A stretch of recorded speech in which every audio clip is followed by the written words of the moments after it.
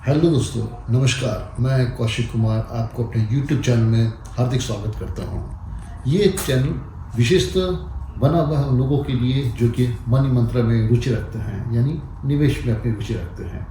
आपका सवाल होगा, निवेश क्यों करें, कब करें, कैसे करें? इन सारे सवालों का जवाब देने के लिए मैं आपको हर एपिसोड में स्टेप बाय स्टेप मदद करूँगा। मेरी पहचान, मैं कौशिक, अपने प्रोफेशनल फील्ड में मेरी एक्सपीरियंस करीब 20 से 24 साल और मनी मैटर्स में मैं इंटरेस्ट रखता हूँ ऑलमोस्ट 18 सालों से।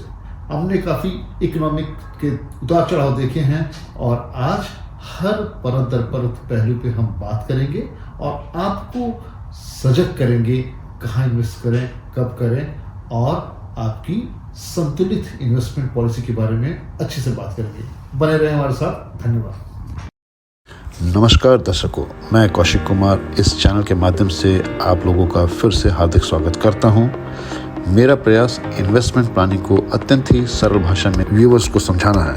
Personal finance associated financial planning एक महत्वपूर्ण विषय है जो हर व्यक्ति के फाइनेंशियल गोल को अचीव करने में मदद करता है। यह financial saving, investment, loan, personal expenses और इंश्योरेंस के संबंध में होता है। मैं व्यूअर्स को सजग करना चाहता हूं कि पर्सनल फाइनेंस एक बहुत ही ज़रूरी और सेंसिटिव सब्जेक्ट है। अगर इंसान पूरी फाइनेंशियल जर्नी में सही तरह से अपने हार्ड अर्न मनी को अच्छे इंस्ट्रूमेंट में पार्क नहीं किया, मतलब रिटायर्ड रिटर्न अगर नहीं मिले तो उसकी फ्यूचर नीड्स अथवा रिटायरमेंट कॉर्पस इकट्ठा नहीं हो पाता।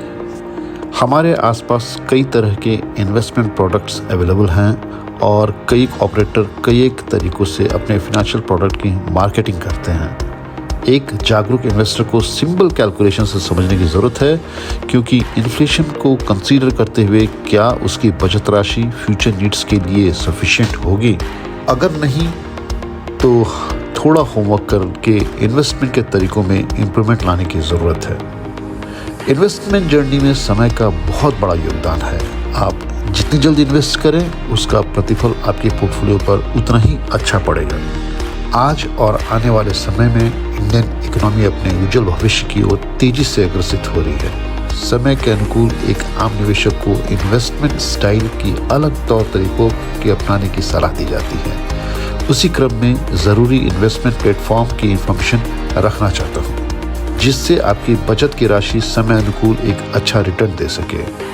इसमें कोई विरोधाभास नहीं है कि आज हमारे बीच कई बेहतरीन यूट्यूबर अपने पॉडकास्ट प्रेजेंट कर रहे हैं, लेकिन मेरा लक्ष्य एक आम आदमी को बहुत ही सहज और सरल भाषा में निवेश की ओर ध्यान आकर्षित करवाना है। पिछले 8 दशक से भारत का एक बहुत बड़ा वर्ग निवेश के नाम पे केवल फिक्स डिपॉजिट या गोल्ड या रियल एस्टेट पर ही आश्रित रहा है, जिससे आने वाले महंगाई दर को ध्यान में रखकर निवेश के तौर तरीकों में बदलाव की ज़रूरत है। केवल 6 से 7% की फिक्स डिपॉजिट 8 से 9% की महंगाई दर को कतई पार नहीं कर सकती। मेरा पूर्ण मत है कि फाइनेंशियल प्लानिंग के पहले शारीरिक और मानसिक स्थिरता सर्वोपरि है।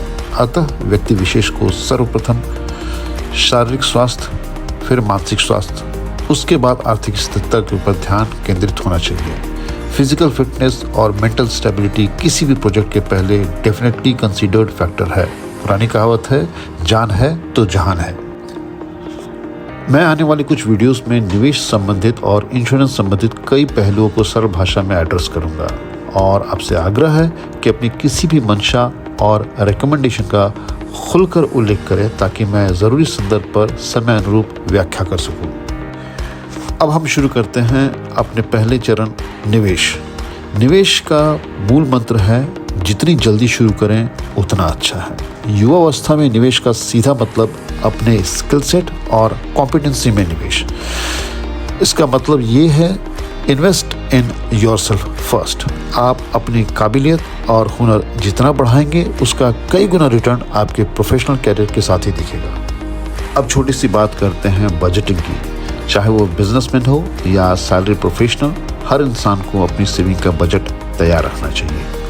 मासिक सैलरी का पहला पार्ट अपने एसेंशियल्स नीड के लिए पार्क करें। फिर अपने ऑप्शनल एक्सपेंस के पहले मीनिंगफुल अमाउंट तकरीबन 20 से 25% तक सेविंग्स के लिए अलग कर दें। इसके बचे पैसे में बाकी के ऑप्शनल खर्च या वो शौक के लिए कंसिडर कर सकते हैं।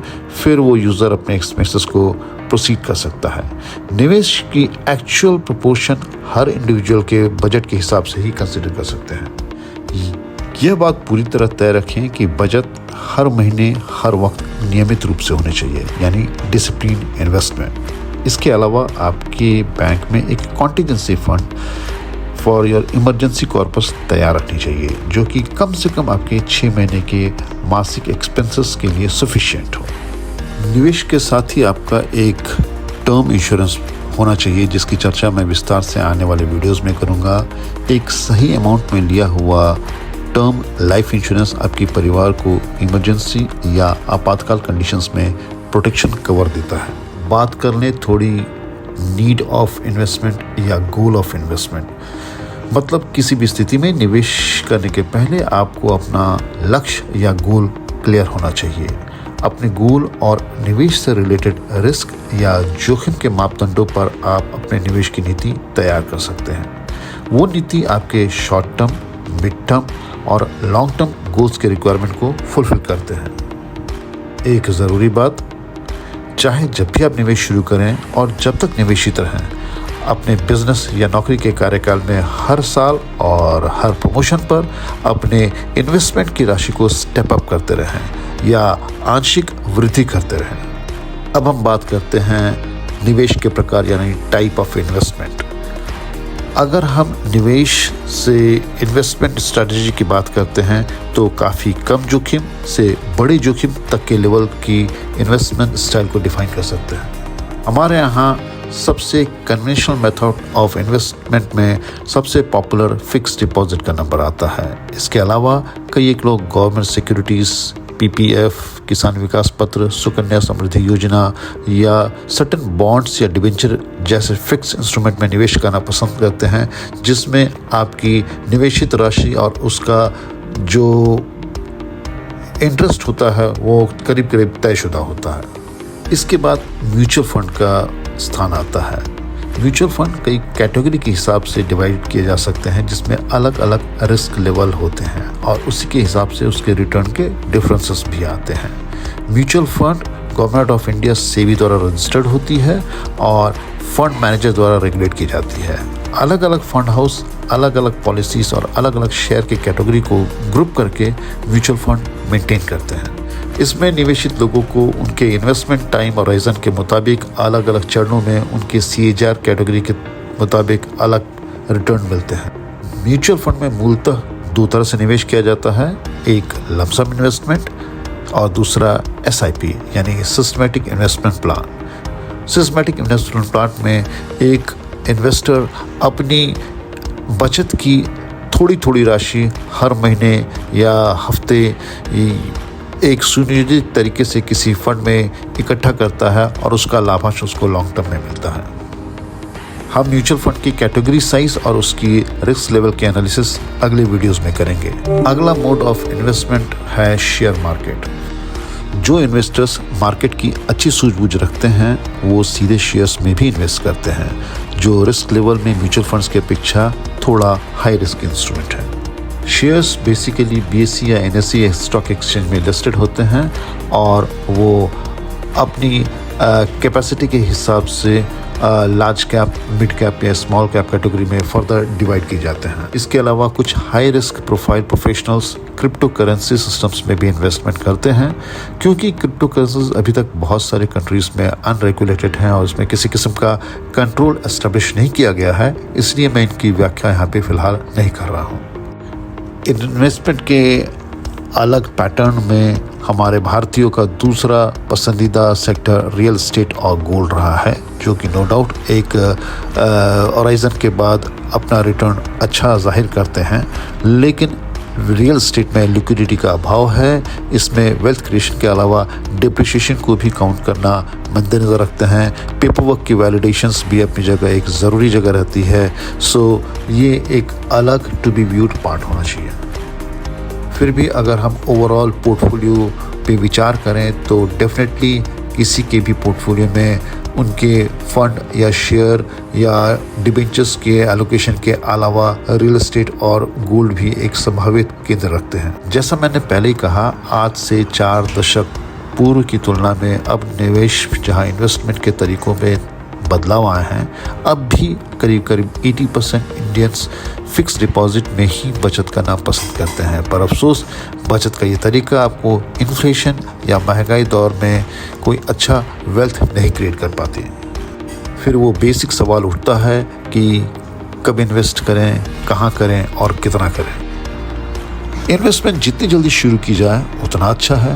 इन्वेस्टमेंट का मूल मंत्र लंबे समय तक निवेशित रहना है। अगर आप अपना निवेश शुरू करते हैं, लंबे समय तक निवेशित रहते हैं, तो एक बहुत बढ़िया कॉर्पस इकट्ठा हो सकता है, जो कि एक पावर ऑफ कंपाउंडिंग का कमाल माना जाता है। दूसरा सवाल आता है, वेयर टू इन्वेस्ट, कहाँ इन्वेस्टमेंट करें।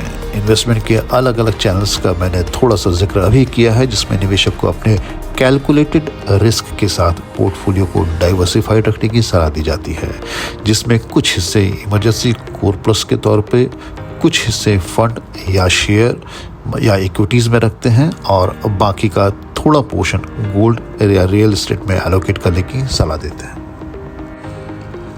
सवाल, हाउ टू इन्वेस्ट, कैसे इन्वेस्टमेंट शुरू करें। तो थोड़ी बहुत फाइनेंशियल अवेयरनेस के साथ कोई भी इन्वेस्टर खुद इन्वेस्टमेंट स्टार्ट कर सकता है। म्यूचुअल फंड या बैंक में इन्वेस्टमेंट करने के पूर्व एक पैन कार्ड की ज़रूरत होती है, और शेयर मार्केट में अगर आप शेयर्स में डायरेक्टली इक्विटीज़ में इन्वेस्टमेंट करना चाहते हैं तो उसके लिए डीमैट अकाउंट होना चाहिए। सो ये सारे डॉक्यूमेंट्स आप किसी भी नज़दीकी सेवा केंद्र या बैंक या किसी भी एजेंट की हेल्प से प्राप्त कर सकते हैं। अगर किसी निवेशक को स्वयं इन्वेस्टमेंट में कोई शंका या कोई प्रश्न है तो एक एक्सपीरियंस ब्रोकर या एजेंट की सलाह ले सकते हैं। अगला कॉमन क्वेश्चन है, हाउ मच टू इन्वेस्ट, कितना इन्वेस्ट करें। सीधी बात, इन्वेस्टमेंट कितना करना है यह पूरी तरह निवेशक या इन्वेस्टर के रिस्क असेसमेंट और उसकी गोल सेटिंग पे डिपेंड करता है। निवेशक को अपने शॉर्ट टर्म, मिड टर्म और long term goal define clear रहना चाहिए। उसके लिए इन्फ्लेशन को कंसिडर करते हुए एक लमसम अमाउंट कंसिडर करना चाहिए। फॉर मैच्योरिटी एग्जाम्पल, अगर मैं कुछ एक गोल्स होते हैं जैसे child education plan, retirement plan, child marriage plan, ऐसे माइलस्टोन को आप कंसीडर कर सकते हैं। सारे गोल्स को आप ध्यान में रखते हुए अलग अलग क्लासेस में पीरियोडिक इन्वेस्टमेंट मंथली या वीकली बेसिस पे नियमित रूप से सलाह कर दी जाती है। मैं आने वाले कुछ एक वीडियोस में अलग अलग फाइनेंशियल इन्वेस्टमेंट चैनल के एक्सपेक्टेड रिटर्न्स, मतलब मैच्योरिटी के बारे में विस्तार से बात करूंगा। इससे निवेशक को अपने रिस्क के हिसाब से इन्वेस्टमेंट प्लान करने का एक सीधा नज़रिया मिलेगा। अब आखिरी में मैं स्पष्ट रूप से अपने व्यूवर्स को बताना चाहता हूं कि उपरोक्त विचार पूरी तरह से अध्ययन हेतु हैं और विभिन्न फाइनेंशियल प्लेटफॉर्म के रिव्यू के पश्चात दी गई हैं। मैं किसी भी तरह का सेबी रजिस्टर्ड फाइनेंशियल एडवाइज़र नहीं हूं और ना ही मेरा किसी फंड हाउस अथवा सिलेक्टिव शेयर्स के प्रति रिकमेंडेशंस है। किसी भी स्क्रिप्ट पर इन्वेस्टमेंट करने के पहले हर एक व्यूअर को सर्टिफाइड फाइनेंशियल प्लानर, अपने एजेंट या फिर सीए से एक्सपर्ट एडवाइस लेने की ज़रूरत बताई जाती है। आपका हार्दिक धन्यवाद।